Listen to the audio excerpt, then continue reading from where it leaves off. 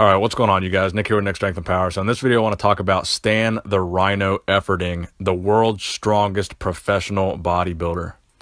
So when determining who the world's strongest bodybuilder is, there's a couple factors we need to consider in measuring how strong they are. So number one would be, what's the best method of measuring strength? So most people would argue that powerlifting totals would be the most accurate measure of total overall strength.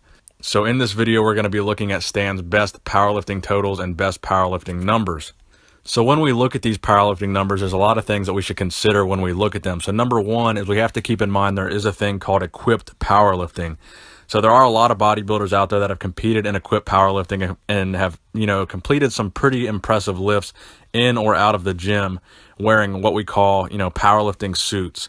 So there are bodybuilders that wear things called squat suits, deadlift suits, or bench press shirts. And these are basically lifting apparatuses that are going to help them lift more weight with kind of assistance. So basically it's a shirt or a suit that kind of assists with the lift, and the bodybuilder or powerlifter is not really completing the entirety of the lift just on the merit of their own strength. So we're going to be looking at raw powerlifting. So raw powerlifting does not include any of these, super suits or bench press shirts or any of that nonsense, just absolutely raw strength. So we're going to get to Stan Efferding's powerlifting totals and numbers in a minute, but first let's cover his bodybuilding career. So before he got to the IFBB, he competed in the NPC and he won the NPC Emerald Cup heavyweight and the overall. Then in 2009 would be where he turned pro at the NPC Masters Teen and Collegiate Nationals, where he won the super heavyweight division and the overall, and that's where he turned pro. So in 2010 in the IFBB, he competed in the Phoenix Pro, and he also competed in the 2010 IFBB Orlando Europa Pro, and he placed 14th. Then in 2010, he would show up at the Mr. Olympia competition and compete in the Mr. Olympia World's Strongest Pro Bodybuilder. But he did not compete in the 2010 Olympia bodybuilding competition, just the World's Strongest Pro Bodybuilder competition. So in this competition, he was basically going head-to-head with Johnny Jackson, who basically claims to be the strongest pro bodybuilder. And I think he still kind of claims that right now. So in this little competition, it was a push-pull competition, which means a bench press and deadlift competition. So it wasn't a full powerlifting meet. So he bench pressed 628 pounds and deadlifted 800 pounds. So his push-pull total was 1428, and he beat Johnny Jackson's record by nearly 100 pounds. So prior to this event, Johnny Jackson was claiming to be the strongest bodybuilder in the world. So he handily beat Johnny Jackson. I think it was a pretty decisive victory there, in a very big margin that he beat Johnny Jackson. 100 pounds is a lot. So he would only go on to compete as a pro 2 more times, in 2011 at the Flex Pro, where he would place 9th, and in 2012 at the Flex Pro, where he would place 13th. So let's look at Stan Efferding's powerlifting numbers. So there's been a lot of speculation and rumors about fake plates in the fitness industry. So when we look at Stan Efferding's powerlifting totals and numbers, we're going to be looking only at official powerlifting meet numbers. So this meet was judged. All the weights were weighed, everything was official. There's no possibility of faking any of these lifts. So everything is 100% legit. We're not going to look at any of his gym lifts. So in raw powerlifting competitions with judges and everything, his best raw squat with no knee wraps was 854.2 pounds or 387.5 kilograms. And that was at an SPF meet in May of 2011. So that was right in the middle of his competitive career as a bodybuilder as well.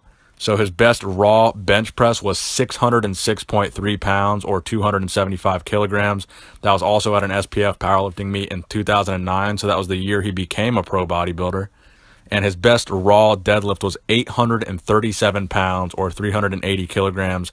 And that was at an SPF meet as well, March 24th, 2013. So a year after his last competition as a pro bodybuilder. And his best raw total, so that is the sum of 3 lifts, the bench press, the squat, and the deadlift. So his best raw total was 2,226.6 pounds or 1,007.52 kilograms.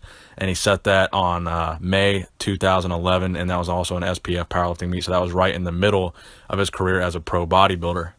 So if we go back to Johnny Jackson, who is the only guy that's really even in the same ballpark as Stan Efferding in terms of strength and pro bodybuilding, some of his best lifts are not even in an official powerlifting meet. So his best lifts, his 1 rep max squat, he claims to be a 825 pound squat, and that is in a squat suit. So that is an equipped lift, not a raw lift, and that is an unofficial gym lift. So that was not in a powerlifting meet, and that is still less than Stan Efferding's squat.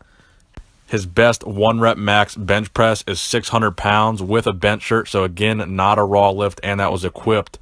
And that is again an unofficial gym max. So that was not an official powerlifting meet, not judged and not officially recorded. And his best deadlift was an 832 pound raw deadlift. And that was actually in an official deadlift only powerlifting meet. And that is still about 5 pounds less than Stan Efferding's best raw deadlift. So I think it's safe to say that Stan Efferding is undisputedly the strongest professional bodybuilder, probably in the history of pro bodybuilding and definitely in the current scene of pro bodybuilding. I don't think there's any pro bodybuilders out there who can even come close to Stan Efferding's total of his 3 raw lift max. I know there's videos of Ronnie Coleman squatting about 800 pounds with a super suit on. Again, that's an equipped lift. But I don't think Ronnie Coleman was benching anywhere close to 600 pounds. I think he deadlifted close to 800 pounds at one point in time, but still nowhere near what Stan Efferding was deadlifting. So let me know what you guys think in the comment section below about Stan Efferding. Please give the video a thumbs up if you enjoyed it. Please subscribe to my channel if you have not subscribed already. Nick Strength and Power, signing out.